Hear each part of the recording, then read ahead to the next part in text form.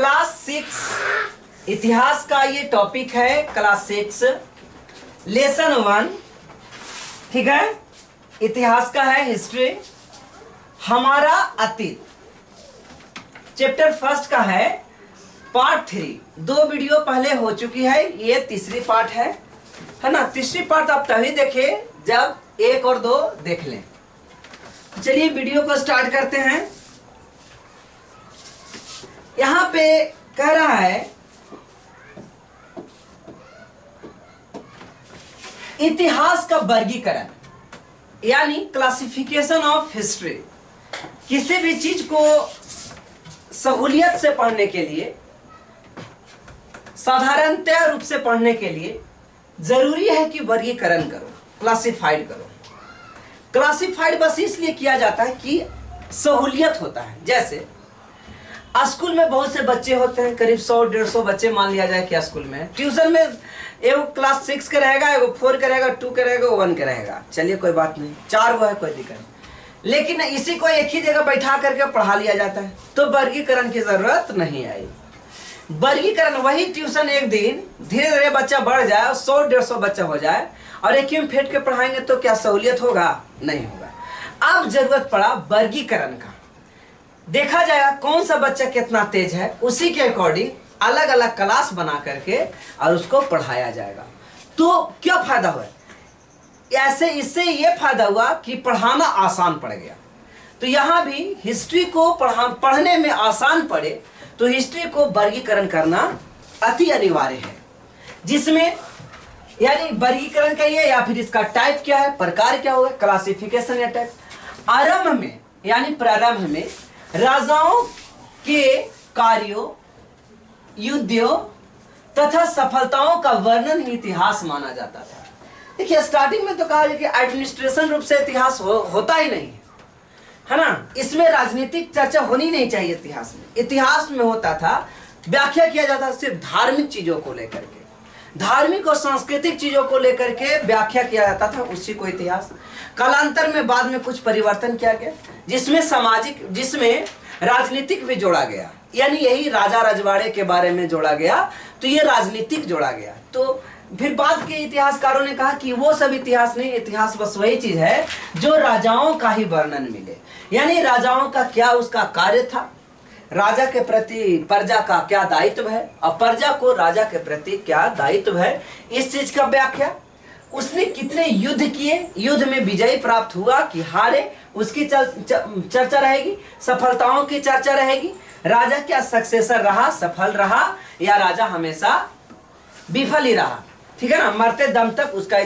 तो कहते हैं कि इसी चीज का जो राजाओं का पूरा व्याख्या हो, ऐसे को ही इतिहास माना जाता है। लेकिन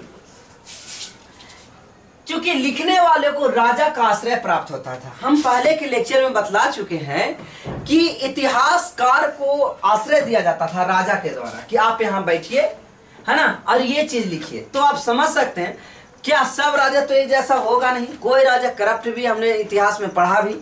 जो राजा करप्ट होगा उसके बारे में खुद से प्रश्रय दिया है। प्रश्रय मतलब होता है कि अपना खिया पिया के उसको रख रहा है, सैलरी दे रहा है, तो ऐसा घटना को प्रश्रय कहलाएगा। आश्रय कहलाएगा, प्रश्रय कहलाएगा। तो राजा यहाँ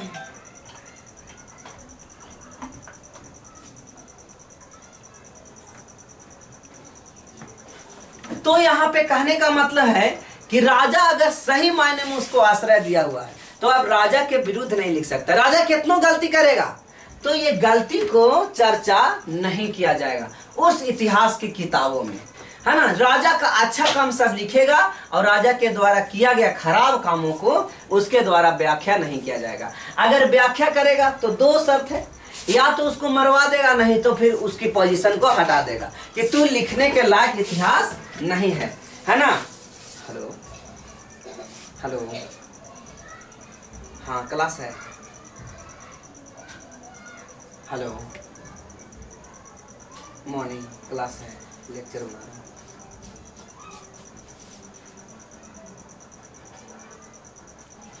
ठीक है,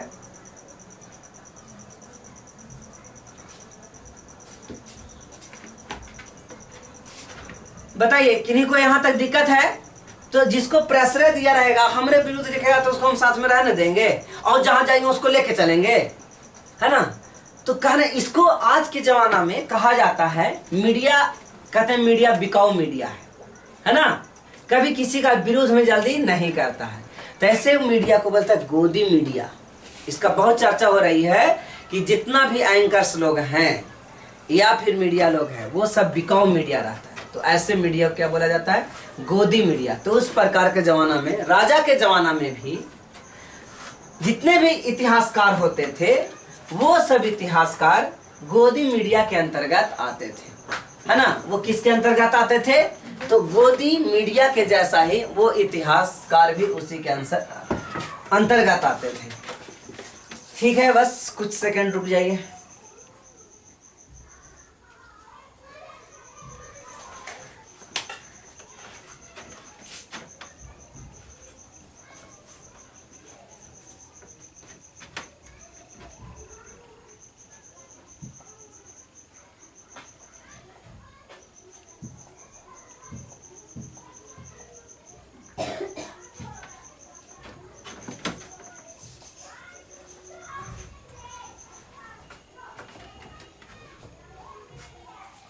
तो इस बात से आप बिल्कुल वाकिफ हो गए कि यदि राजा ही प्रश्रय देगा तो राजा के विरुद्ध अब लिखने की इजाजत आपको नहीं मिलेगा, ठीक है ना? इसके लिए राजा जो किया अच्छा काम करेगा वही लिखना है और राजा गलत काम करेगा उसको निष्कासित कर देना है, लिखना नहीं है। तो बताइए ऐसे में हम लोग जो आज हजारों साल बाद हम लोग इतिहास को पढ़ेंगे तो उसकी सही चीजों को व्याख्या हम लोग को मिलेगा क्या? हम लोग उसकी सही बारे में जान पाएंगे क्या? नहीं जान पाएंगे। तो इतिहास कैसा होना चाहिए? निष्पक्ष होना चाहिए, किसी के पक्ष में लिखा हुआ नहीं, और कालानुक्रम यानी काल के अनुसार इतिहास को लिखा जाना चाहिए। कहता है इसलिए वे केवल राजाओं के गुणगान को ही लिखते थे। अभी इतना देर जो मैंने लेक्चर दिया वो इसी पॉइंट पर था कि वे सिर्फ गुणगान को ही लिखते थे कि राजा अच्छा है तो राजा ये है वो है, राजा की कभी कमियों को नहीं व्याख्या किया। उस समय की सामाजिक, है ना, कैसे कैसे समाज में लोग रहते थे, आर्थिक एवं सांस्कृतिक घटनाओं का उल्लेख इतिहास में नहीं होता था, सिर्फ राजा का गुणगान ही लिखा जाता था। यहाँ पे जनता किस प्रकार से है, उसकी सामाजिक स्थिति क्या है, आर्थिक अर्थ पैसा कमाने का क्या जरिया है, ये सब लिखा नहीं जाता था, ठीक है ना? कहता है सांस्कृतिक घटनाओं का उल्लेख, परंतु अब के इतिहास के अंतर्गत इन सब पहलुओं पर विचार किया जाता है।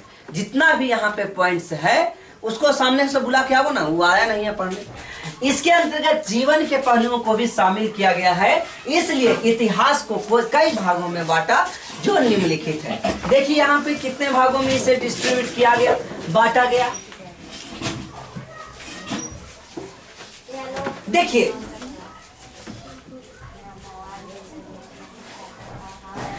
कहता राजनीतिक इतिहास, फर्स्ट पॉइंट में इसके थ्रू बताया गया राजनीतिक इतिहास, एडमिनिस्ट्रेटिव हिस्ट्री, राजनीतिक इतिहास।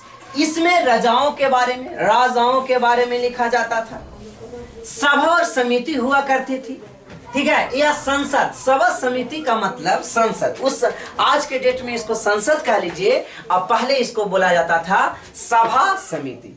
जो सभा होता था वो राज्यसभा के जैसा, आज के जो राज्यसभा है उसको सभा कहते थे, और समिति कहा जाता था जो आज का लोकसभा है उसे समिति कहा जाता था। इसकी चर्चा वैदिक काल में भी है, ऋग्वेद में भी इसकी चर्चा है। पूछा हुआ क्वेश्चन है कि सभा की चर्चा 8 बार और समिति की चर्चा 9 बार किया हुआ है ना? ऋग्वेद में आपको बताया गया कि सभा की चर्चा कितनी बार की गई है? ऋग्वेद में 8 बार, और समिति की चर्चा 9 बार किया गया है। तो कुछ इसी प्रकार से राजा के बारे में, इनमें राजा द्वारा किया गया युद्ध, शासन आदि का वर्णन होता था कि वो किस प्रकार से शासन करता, उसकी सीमाएं कहां कहां तक रहती थी। इन सीमाओं का जिक्र उस समय के इतिहास में पुस्तकों में किया जाता था। राजनीतिक इतिहास में जनसाधारण की गतिविधियों का महत्व नहीं दिया जाता था। आम आदमी के बारे में, आम आदमी के बारे में आज भी नहीं लिखा जाता है ना? लेकिन फिर भी आम आदमी अगर कुछ ऐसा कर दे तो लिखा जाता है, लेकिन आम आदमी कुछ बड़ा करता था तो भी लिखा नहीं जाता। राजा चाहे जैसे करे लिखा जाएगा तो सिर्फ राजा के बारे में लिखा जाएगा। अगला आता है इतिहास के रूप में सामाजिक इतिहास। सबसे पहले हमने कौन सा इतिहास देखा? राजनीतिक इतिहास, सामाजिक इतिहास। सामाजिक मतलब आप अपने परिवेश में जो रह रहे हैं ना, खान पान खा रहे हैं, पी रहे हैं, रह रहे हैं, आपकी कल्चर क्या है, ये सब सामाजिक, सोशल के अंतर्गत आ गया। ठीक है, तो कहता है कि इनमें लोगों के सामाजिक जीवन का वर्णन होता है। अब सामाजिक जीवन के साथ साथ क्या क्या है भाई? तो इसमें धर्म के बारे में, कौन समाज के अंतर्गत आप यही ना रख के देखते हैं कि कौन सा धर्म तुम मान रहे हो, कौन सा जाति का है, कौन सा कास्ट है, कहाँ जाते हो पूजा करने के लिए, ठीक है ना। तो धर्म नैतिकता की बात होती है ना। कल्चर नैतिकता यानी मोरल की बात होती है कि आप बोलचाल आपका कैसा है, आपका व्यवहार पिताजी के साथ कैसा है, माता जी के साथ, और माता जी का व्यवहार आपके साथ कैसा है। तो ऐसा चीजों को बोलते हैं नैतिकता, है ना। पढ़ने आते हैं पैर छुके कि नहीं आते हैं, जब तक पिटाते हैं तब तक आते हैं, और फिर है ना ओम नमः शिवाय हो जाता है। रीति रिवाज, कस्टम्स, रीति रिवाज यानी कस्ट, कहने का मतलब कस्टम क्या है, रीति रिवाज क्या है। आदमी जन्म से रीति रिवाज की चर्चा मैंने कई बार कर दिया, ठीक है, आज से पहले वाला वीडियो में, कि जन्म लिया नहीं, आगे बच्चा पेटे में है तब ये गोद भराई की रस्म फर्स्ट, बच्चा जन्म लिया दूसरा रस्म, शादी विवाह हुआ तीसरा करी के लेके भाग गया तब तो रस्म कैंसल हो जाता है। ठीक है, तो अगर ये सब मरते दम तक कई रस्म से गुजरना, रस्म से, रस्म नहीं, कई रस्म से गुजरना पड़ता है, तो इसी को हम लोग कहेंगे रीति रिवाज, है ना। कौन सा कास्ट में आपने शादी किया, क्या मतलब उसका है, कोई उसका शाब्दिक अर्थ है, कौन सा पोस्ट पर आप हो, तो कहने का मतलब ये आ गया कस्टम। रहन सहन क्या है, रहते हो कैसे, सुबह 9 बजे उठते हैं कि आप 7 बजे उठते हैं और सुबेरिया मार लेते हैं। कोई पिताजी ऐसा रहते हैं कि उठे और उनको ब्रश दतमन चाहिए और ले गए, और उधर से बोतल ले गए, उधर से बाहर के ला रहे हैं, मार लिए सुबह के सवेरे। तो उनका रहन सहन कैसा है, रहन सहन के अंतर्गत आ जाती है वो भी वस्त्र, वेशभूषा भी आ जाती है, ठीक है ना, खान पान। तो समझ जाइए, सामाजिक इतिहास जब भी चर्चा हो कि सामाजिक क्या है, सामाजिक क्या चीज होती है, तो सामाजिक का मतलब है ना समझ में आना चाहिए। बहुत पहले से राजनीतिक समझ में आता है कार, लेकिन एक्चुअली में समझ में नहीं आता। तो एक्चुअली में बस ये है, सामाजिक मतलब धर्म क्या, उसका धर्म है, नैतिकता क्या है, नैतिक समझ में आ गया ना, मोरल यानी आपका विचार कैसा है, मोरल, ठीक है। फिर क्या है, रीति रिवाज, कस्टम्स कैसा है, रहन सहन कैसा है, खान पान क्या है ना। सत्वा रोटी खाते हैं कि आप क्या खाते हैं, खान पान के अंतर्गत वही आ गया, एकदम वही आ गया, है ना। इसमें शाकाहारी, मांसाहारी और सर्वाहारी क्या आपकी है वो लिखा जाएगा। अगला है आर्थिक इतिहास, इकोनॉमिक हिस्ट्री जो है वो इकोनॉमिक पर भी आधारित है। अब उसके बारे में 19वीं सदी से इतिहास में एक नया लेखन की आवश्यकता महसूस, पहले के इतिहास में ये चीज नहीं होता था। 19वीं सदी के बाद अब पैसा कमाने का क्या तरीका है ये भी धीरे धीरे जोड़ लिया जाने लगा। इसका कारण यह है कि औद्योगिक क्रांति से, औद्योगिक क्रांति पूंजीवादियों का देश हो गया, पूंजीवादी का देश हो गया, यहाँ पे इकोनॉमी का सबसे ज्यादा महत्वपूर्ण। पहले रोजमर्रा की जो चीजें लानी है वो घरे हो जाती थी, है ना, जैसे खाने के लिए चावल है, दाल है, ये सब घर हो जाती थी। हम लोग कई साल अभी पीछे चल रहे हैं, दिल्ली मॉडल से हम लोग अपने गांव में जोड़िए तो बहुत पीछे चल रहे हैं, बहुत ज्यादा हम लोग पीछे चल रहे हैं, है ना। समझिए हमारा गांव दिल्ली जैसा बनने में कितना दिन लगा देगा, यानी अभी मैं उतना दिन पीछे चल रहा हूं, समझ में आया ना। अमेरिका जैसा इंडिया कब होगा तो समझ जाइए कि अमेरिका इंडिया से अभी कई साल पीछे है, समझ में आ रहा है ना। तो ऐसा ऐसा घटना को हम लोग महसूस करें। तो औद्योगिक क्रांति के बाद ये चीज जोड़ लिया जाने लगा कि इतिहास में अब औद्योगिक क्रांति 10 क्लास में पूरा एक चैप्टर डाल दिया गया, औद्योगिकीकरण, ठीक है ना। 5वां चैप्टर में देखिएगा कि कैसे हथकरघा का आविष्कार हुआ, इस प्रकार से धीरे धीरे आविष्कार के बारे में 10 क्लास में जोड़ दिया गया। तो इतिहास लेखन की विधि में धीरे धीरे ये महसूस होने लगा कि अब राजा तक ही नहीं सीमित रहेगा, आर्थिक सामाजिक तक नहीं सीमित रहेगा, इसके अलावा एक नया अध्याय और जोड़ना चाहिए, वो क्या हो जाएगा, आर्थिक। इसका कारण था औद्योगिक क्रांति की सफलता। बाद में रूसी क्रांति कब हुई थी आपको पता होगा, है ना। 6 के बच्चे इसे नोट कर लेंगे कि रूसी क्रांति हुई थी 1917 में। इसमें 2 दल बटे हुए थे, एक बोल्शेविक दल और दूसरा मेंशेविक दल। बोल्शेविक दल वो दल था जिसकी संख्याएं रूस में ज्यादा थी, वैसे दल को बोल्शेविक दल कहा गया, और मेंशेविक दल जिसकी संख्याएं बहुत कम थी। ठीक है ना। चलिए अगला है सांस्कृतिक इतिहास।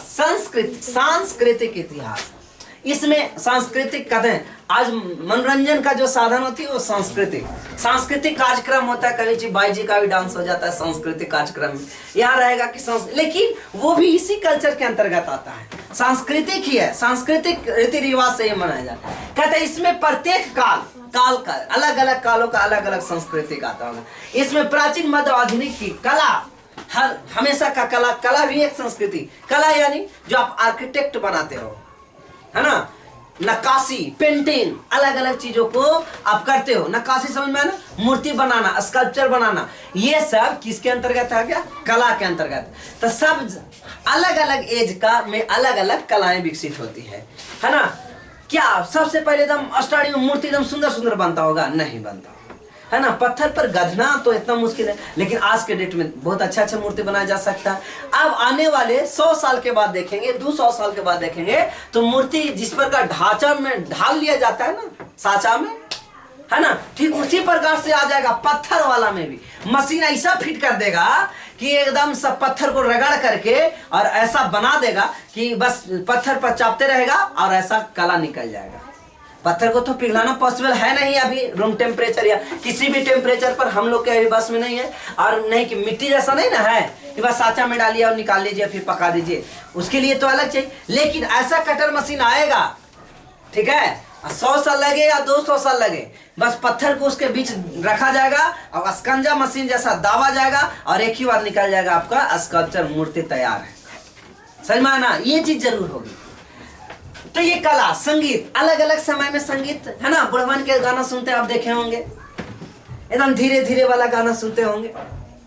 फिर बीच वाला, मेरे एज का गाना देखिएगा तो बीच वाला सुनेगा, 90s वाला, 90 के दशक वाला।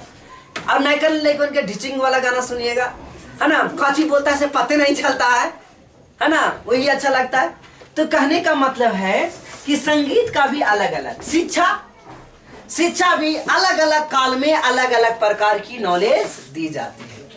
क्लियर है। अभी कंप्यूटर की नॉलेज सर्वोपरि है। साहित्य, लेखन विधि, साहित्य हो गया, किताब, साहित्य के अंतर्गत बहुत सी पुस्तकें आती हैं। रामायण किसके अंतर्गत आ गई? साहित्य के अंतर्गत। महाभारत, ठीक है ना। कहता है धर्म, रीति रिवाज, परंपराओं, मनोरंजन के साधनों आदि का वर्णन होता है। सांस्कृतिक इतिहास में क्या चीज का वर्णन होता है? दिमाग में रखिए, सांस्कृतिक इतिहास में क्या चीज का वर्णन होता है? कला का, संगीत का, ये सब सांस्कृतिक में।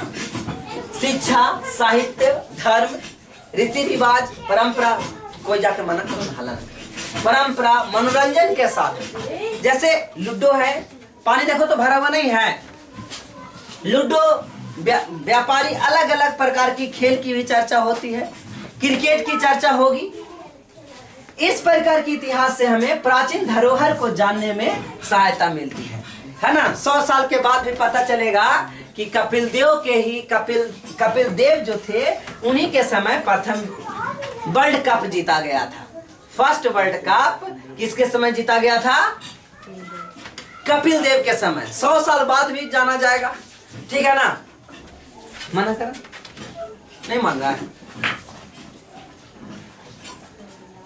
कहता है वर्तमान में वैधानिक मतलब नियम कानून से, वैधानिक का मतलब क्या होता है? नियम कानून को वैधानिक बोलेंगे, नियम कानून को क्या बोलेंगे?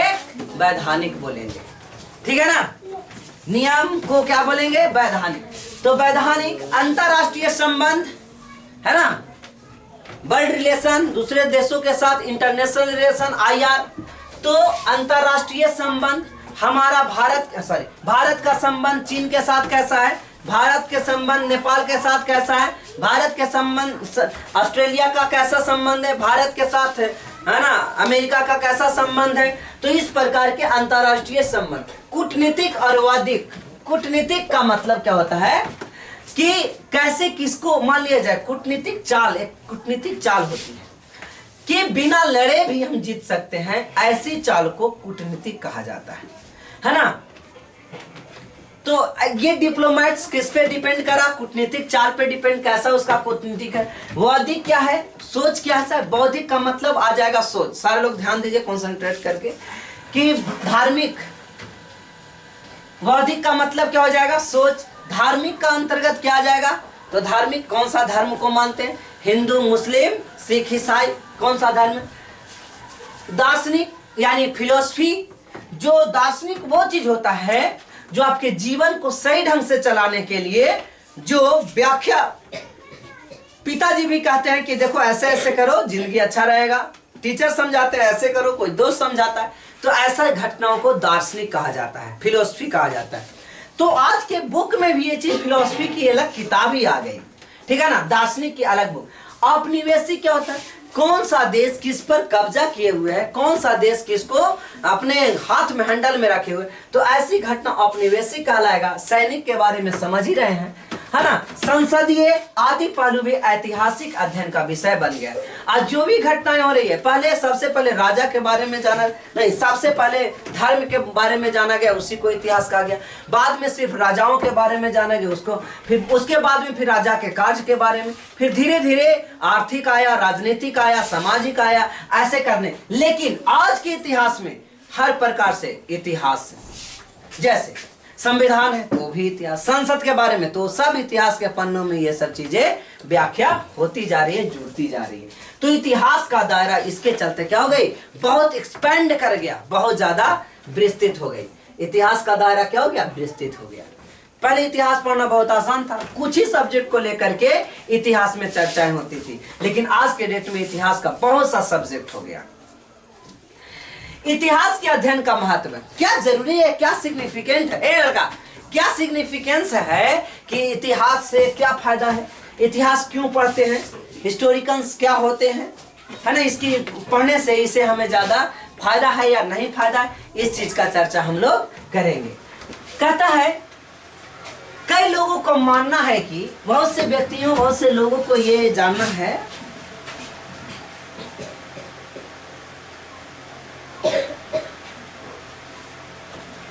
कहता है इतिहास के अध्ययन का महत्व। ये आपका क्वेश्चन बन सकता है कि इतिहास के अध्ययन से क्या महत्व है, फायदा है, नहीं फायदा है, महत्व यानी सिग्निफिकेंट। कई लोगों का मानना है कि इतिहास के अध्ययन से कोई लाभ नहीं होता है ना। बहुत लोगों को, पानी है तो चला कौन रहा है,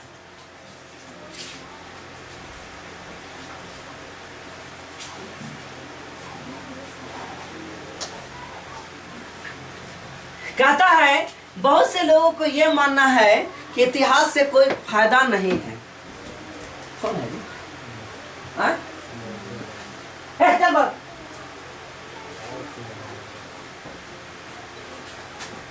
कोई जाने नहीं दो, ये लोग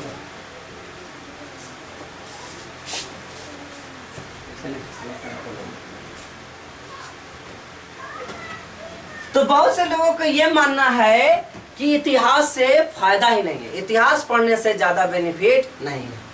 लेकिन आज जो सक्सेसर है, सबसे ज्यादा सफल है, वो इतिहास से। इसलिए यूपीएससी एग्जाम में, ठीक है ना, यूपीएससी का एग्जाम में सबसे ज्यादा मार्क्स आपको इतिहास से रहता है। समझ में आया कि नहीं, यानी सबसे ज्यादा जरूरत है अगर कोई सब्जेक्ट पढ़ना तो वो क्या है, इतिहास। लेकिन बहुत से लोग कहते हुए मानते हैं कि बीती हुई बातों को, घटनाओं का वर्णन, जो घटनाओं का वर्णन होता है वर्तमान समय में, इसका कोई महत्व नहीं है। अभी हमने चर्चा करवाया था वर्तमान समय में इसका फायदा है कि नहीं। जैसे गलत कोई व्याख्या कर दे, अब कोरोना के बारे में इतिहास के पन्नों में दर्ज हो गया, इतना ईस्वी में भारत में कोरोना आया, पूरा विश्व में कोरोना आया, इसके चलते आर्थिक मंदी आई, कई देश का आर्थिक व्यवस्था ताश नश हो गया, है ना। श्रीलंका तो पूरा एकदम डूब गया, कगार, मतलब अर्थव्यवस्था चौपट हो गई, पाकिस्तान की स्थिति जर्जर हो गई, इधर बांग्लादेश की देश की स्थिति खराब हो गई, इसके अलावा इंडोनेशिया, इसके अलावा बहुत सारी अफ्रीका कंट्री की स्थिति खराब है, ठीक है ना। इसके अलावा उसी के फलस्वरूप कई कोई युद्ध देखने को मिल रहा है। तो कहने का मतलब है इसका भुखमरी का प्रभाव आज तक के पड़ रहा है। इतिहास के पन्नों में ये दर्ज हो गया। अगला बार इस प्रकार से अगर कोई बीमारी आएगी तो इससे हम लोग को सीख मिला कि अगला बार धन बचा के लोग रखेगा कि नहीं रखेगा। तो इतिहास से ये फायदा सब देखने को मिली।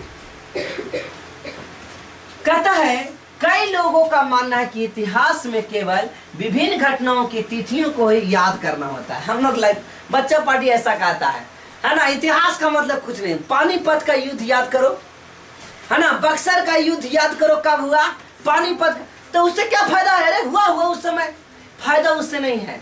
फायदा उससे ये है कि देखिए पानीपत का युद्ध हमने देखा था कि एक लड़ा गया था सिराजुद्दौला के समय, अंग्रेज के लॉर्ड क्लाइव सिराजुद्दौला के समय पानीपत का गलती से लड़ा गया युद्ध था। ये घटना जो था ये चापलूसी के द्वारा लड़ा गया था, धोखा से लड़ा गया युद्ध था, ठीक है ना। तो धोखा कैसे दिया गया? अपने लोगों पर भरपूर भरोसा किया सिराजुद्दौला और उसी के आदमी मीर जाफर है वही मरवा दिया था सिराजुद्दौला को, है ना। तो इससे अगला राजा को सीख मिलेगा कि नहीं कि भरोसा 100% किसी पर करना नहीं है। तो बताइए इससे जिंदगी मौत के अलावे और बड़ी सी क्षति होने से बचा जा सकता है अगर इतिहास की सही जानकारी हो तब।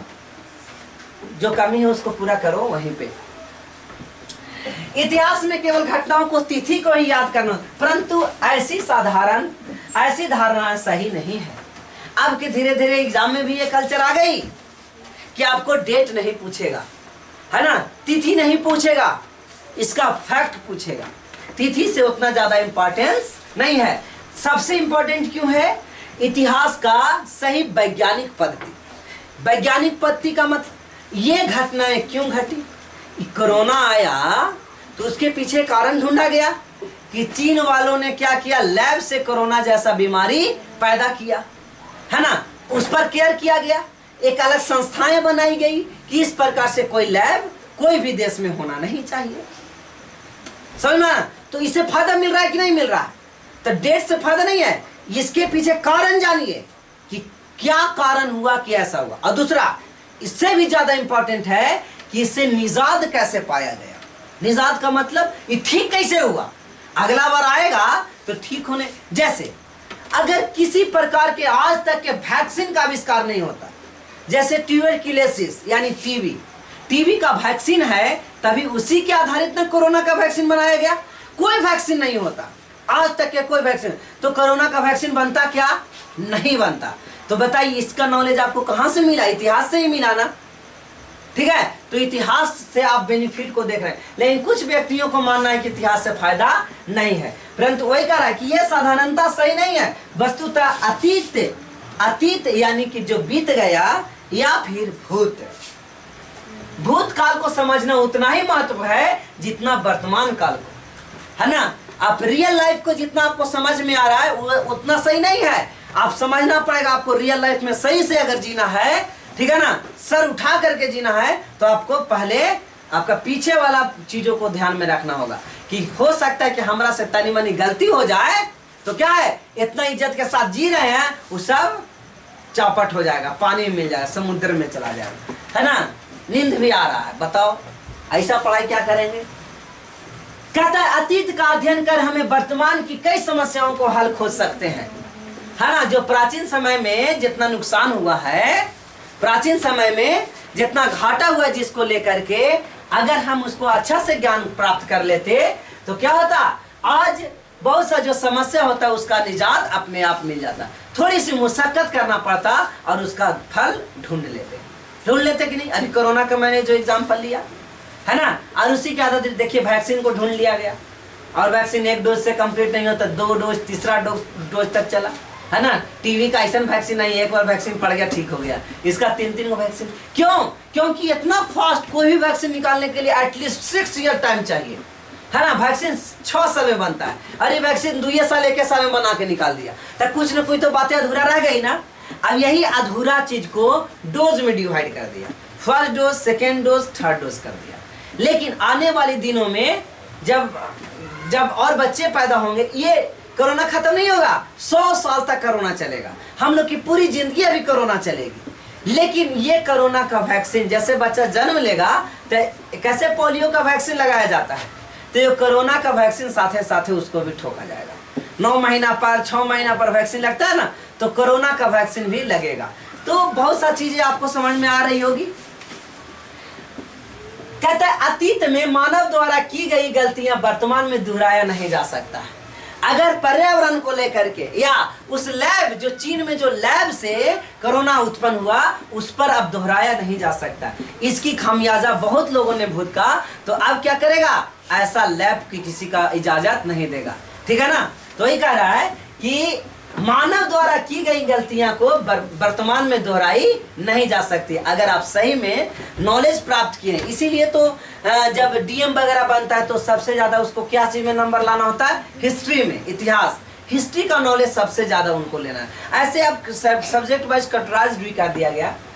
कहता है यह हम इतिहास के अध्ययन से ही सीखते हैं। ऐसी चीज आप कैसे सीख पाते हैं, इतिहास के अध्ययन से, अतीत के अध्ययन से ही हमारा बौद्धिक विकास होता है। इससे हम अपनी तर्क करने की शक्ति भी बढ़ती है। बताइए, तर्क वितर्क, इसी से ना, तर्क समझ में आ रहा है ना, आर्ग्यूमेंट्स, किसी चीज को लेकर के बहस। तर्क मतलब होता है बहस। ठीक है, कभी कभी बहस करने में आप जीत जाते हैं, तो कभी कभी बहस करने में आप हार जाते हैं। अगर जीत गए तो वही आपका सही था, और हार गए यानी कि जो हम तर्क वितर्क कर रहे थे वो हमारा क्या था, गलत था। तो कहता है ये बौद्धिक दिमाग कैसे आएगा, तर्क वितर्क की शक्ति कैसे आएगी, है ना, गलत सही का समझ कैसे आएगा, जब आप इतिहास के बारे में अध्ययन करेंगे। इससे हम अपनी तर्क स्थिति को बढ़ा सकते हैं। ऐतिहासिक अध्ययन से हम अपने भविष्य बना सकते हैं, है ना, भविष्य को सुदृढ़ बना सकते हैं। देखिए, कहा जाता है कि अगर आप बचपन में बेसिक नॉलेज नहीं ले पाए तो आगे आप कितनों एड़ी चोटी लगा दीजिए पढ़ाई में, आपको सफलता नहीं मिलेगी तो नहीं मिलेगी। ठीक है ना। अब ये आदमी सोच लिया, बचपन में आप सीख गए, 6 क्लास में अभी आप हैं तो आपने ये चीज सीख गया। ठीक है, तो आप सीख गए, अब अभी से ही आप लग गए, तो आपको यूपीएससी निकालना आपके लिए मुश्किल चीज नहीं रहेगा। अब इसको नॉलेज नहीं है, आदमी गुजर गया समय, अब 12th पार हो गया, अब उसको ध्यान में हमको यूपीएससी तैयारी करना, तब अब ऐसे व्यक्ति से बहुत कम ही चांस रहेगा यूपीएससी वगैरह हो पाएगा। यानी कि बड़ा एग्जाम आपको क्रैक करने के लिए, तो ये कहां से सीखे भाई, तो इतिहास से सीखे। जैसे मान लिया 2 भाई हैं, तो एक भाई है जो बड़ा हो गया तब पढ़ना शुरू किया, अब उसको लाइफ में कुछ नहीं हो, तो ऐसा ही आप भी कीजिएगा। छोटा भाई है तो आप भी वैसा ही कीजिएगा, नहीं कीजिएगा, आपको पहले ही से कोई धीरावेगा, देखिएगा ना पढ़ा लो से आज कुछ ना होगा, तो कम से कम तू पढ़ो। तो यानी कहता है इतिहास से आप सीख करके आप किसी चीज को, गलतियों को नहीं दोहराएं, तो आप भविष्य बना सकते हैं। कितना इंपॉर्टेंट पॉइंट है, इतिहास को आप नॉलेज करके आप इससे भविष्य बना सकते हैं और उसका पुनर्निर्माण कर सकते हैं। अतीत के अध्ययन से हमें जीवन के वर्तमान अनुभव भी समझ सकते हैं और मानवीय संबंधों को मजबूत बना सकते हैं। कैसे, है ना, गाली गलौज कर करके मानवीय संबंध अच्छा बनेगा, तो ये सब आपको कहाँ सीख मिलेगा, शिष्टाचार व्यवस्था कहाँ से आएगा, तो इतिहास से आएगा। गांधी जी का जीवनी पढ़ेंगे, महाराणा प्रताप का जीवनी पढ़ेंगे, सुभाष चंद्र बोस का जीवनी पढ़ेंगे, और ये सब जीवनी, उनका जो सफल चीज है उसको हम अपना जीवन में उतारने का प्रयास करेंगे, जिससे मानव शक्ति क्या हो जाएगी, हमारी मजबूत होगी, ताकत होगा। कहता है इतिहास के अध्ययन से हमें 2 विश्व युद्ध से होने वाली हानियों की जानकारी मिली है, कि जो 2 विश्व युद्ध हुआ 14 में और 39 में, 14 में और 39 में जो विश्व युद्ध हुआ, और अभी भी लोग कह रहा है कि ये भी विश्व युद्ध होने का कगार पर है ना, जो चाइना और किसके बाद, कौन सा भी देश के साथ चाइना का साथ युद्ध होने वाला है, कोई बोल नहीं रहा, ताइवान के साथ, किसके साथ, ताइवान की राजधानी कहाँ है, ताइपे। तो इन दोनों के साथ युद्ध, अमेरिका इसमें इन्वॉल्व हो जाएगा अगर, है ना, तो कहा जाता है कि पूरे विश्व फिर से 2 खेमे में बढ़ जाएगा, और लगता है कि ये विश्व युद्ध का एक रूप ले लेगा। हम भी सोच रहे हैं कि ये विश्व युद्ध होता नहीं, एक बार सोच देख तो लेते कि अपना लाइफ में एक बार बच गए तो कहेला तो होगा, अब मर गए तो मर गए। ठीक है ना। चलिए, तो यहाँ तक आप लोगों ने समझ लिया कि इतिहास के अध्ययन से 2 विश्व युद्ध में जो हानियां हुई है उसकी जानकारी मिली। दोनों विश्व युद्ध के बाद क्या हुआ, आर्थिक मंदी आई थी, पूरे विश्व में आर्थिक मंदी आई थी, खाने को लोग तरस जाते थे। ठीक है ना, चाहे वो जीता हुआ देश हो या हारा हुआ देश हो, दोनों देशों की स्थिति ऐसा खराब थी। देखिए, सिविलियंस को कोई इतना ज्यादा नुकसान नहीं होता है, लेकिन आर्थिक मंदी को झेलना होता है। अगर मान लिया जाए अभी युद्ध होगा, तो मान ली भारत और चीन के साथ ही युद्ध होगा, तो हम लोग कुछ करेंगे नहीं, खाली टीवी पर न्यूज देखेंगे। इसके अलावा हम लोग कुछ नहीं कर सकते हैं। हौसला बुलंद करवा सकते हैं, है ना, कहीं कहीं झांकियां निकाल करके हौसला बुलंद करवा सकते हैं, लेकिन हम लोग को लड़ने के लिए जा देगा क्या?